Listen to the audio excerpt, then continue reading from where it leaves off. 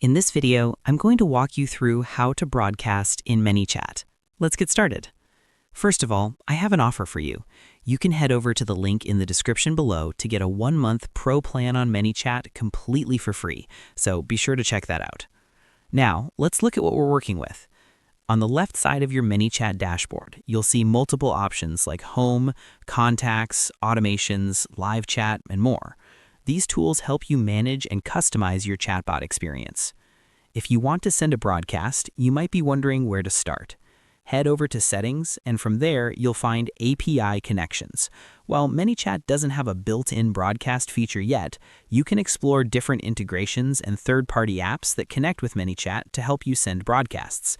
Just search for the app that fits your needs and give it a try.